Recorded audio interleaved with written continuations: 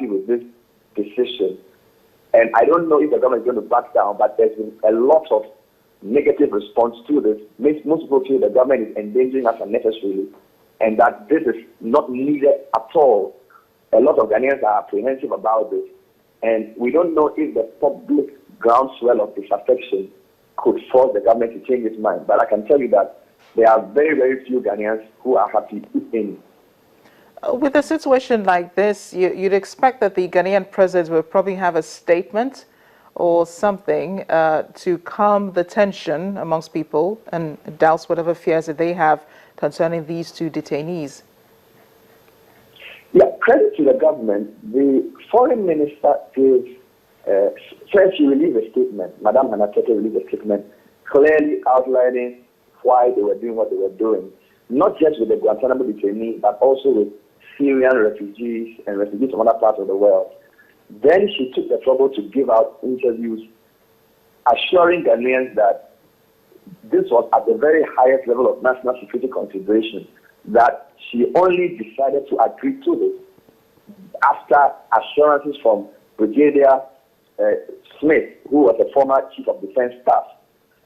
The government communicators have also gone on air to try to explain that Ghana has considered this very well. It's not a flippant decision. But you know the way the media works. There are circulating stories from Fox News. People are circulating videos from the U.S. where U.S. television stations are discussing these men. And it appears that the way these men are seen in the U.S. is not how they are being portrayed here by our authorities. And that's what's angering people. So if you read some of the information coming through from the wire, it seems as if these are dangerous people. And yet we are being assured locally that these people have been checked.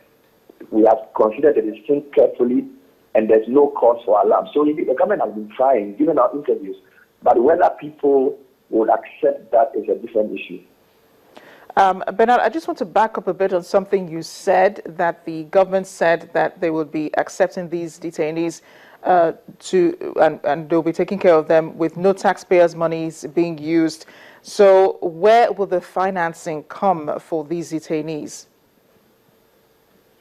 That's another question that has not yet been answered. Indeed, that question came up today. Yesterday, the main question was who these people are, why are you doing this? But today, we spoke to the head of the Ghana Refugee Board, Mr. Chechepadi, and he says the Syrian community in Ghana will foot the bill for the refugees. But when it comes to the Guantanamo detainees, we are not very sure where the resources will come from. Although I need to add that the U.S. Embassy in Ghana also released a statement sort of thanking Ghana for what Ghana was doing. And indeed, if you believe the statement released by the Department of State said, the United States is grateful to the government of Ghana for its humanitarian gesture and willingness to support ongoing U.S. efforts to close Guantanamo Bay. The statement does not say who is funding this, but the import of the statement suggests that the U.S. government is closely working with the Ghanaian government on this project. So for the Guantanamo detainees, it is plausible to conclude that the U.S. Embassy in Ghana is supporting. But for the refugees, it's the Syrian community in Ghana that's paying for it. Bernard, just before you go, does the U.S. intend to send more detainees to West Africa? Has there been any statement to that regard? Sorry, could you repeat that question? Does the U.S. intend to send more detainees to West Africa, considering that this is President Barack Obama's last year in office, and he's promised to clear the Guantanamo facility before he leaves in 2017? Did the U.S. government say they have more intentions to send more detainees to West Africa?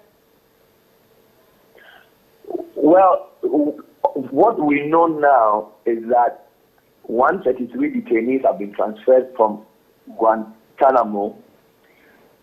82 have been resettled in third countries. The rest possibly still in the U.S. There is nothing on the West African list. Now, apart from Ghana, I am not sure of any other West African country that has decided to accept them. It is plausible to believe that looking at the number of detainees who are to be released, other countries could opt to accept. But we do not know whether it is a demand thing, as in a country tells the U.S. because of a favor it wants that give us detainees, or whether the U.S. because of its friendship request. So we don't know whether this was something the U.S. asked Ghana to do or something Ghana offered to do. And that's why we can't really tell whether any other African countries or West African countries would want to accept any of the detainees who are being resettled. Bernard, thank you so much. Really appreciate your joining us on Network Africa today. Bernard Avil is with City FM Ghana. He joined us from Accra. Now it seems more calm has returned politically to the Central African Republic.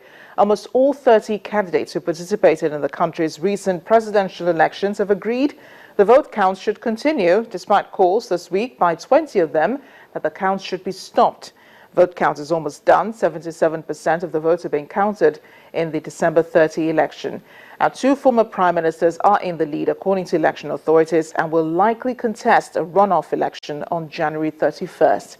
And it's that George Dologuele had 259,211 votes, while Faustine Archange Touadera had won 222,391 votes. No other candidates had more than 135,000 votes.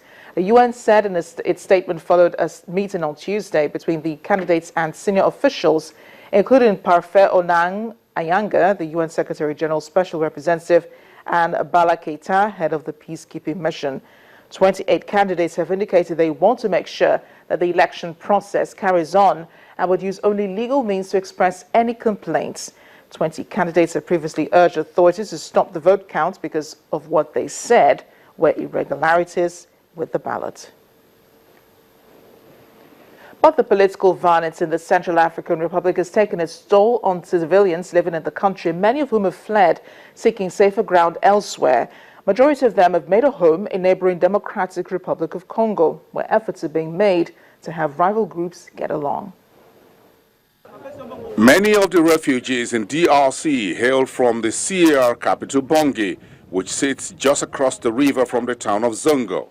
While refugee flows into the DRC have been relatively light in recent months, many Muslims still do not live in the camps set up to host them, citing fear of attacks from Christian refugees. On their part, the Christians are also questioning why Muslims would have any reason to avoid them. The key to peace is in ourselves. If I could learn to get on with Muslims, then we have peace. And if the Muslims reach out to me, there would be peace. Central African Republic turned violent in early 2013 when Seleka rebels seized power in the majority Christian country, sparking reprisals from Christian militias called the Anti-Balaka. Leaders from both sides say the hatred has been manipulated for political gain. UNHCR and other partners in the area are trying to help the communities overcome their suspicion through dialogue between leaders. About 1 million people have been made homeless by the conflict. Dennis Petene and his 10 children were caught up in the conflict. They decided to cross the river to safety in Congo. It was impossible for us to get on in the beginning. There was so much anger. The Muslims could not go to the camp straight away, but we will come together step by step. At Mole Camp, Central Africans recently celebrated Independence Day. Many here took part, but were also thinking about their homeland, where a presidential poll that took place on December 30 is meant to restore peace after 3 years of conflict. Both Christian and Muslim groups say they have hope for an end to violence and are encouraging people to coexist peacefully. 20 candidates demanded on Monday that authorities in the Central African Republic stop the vote count because of what they said were irregularities in the ballot.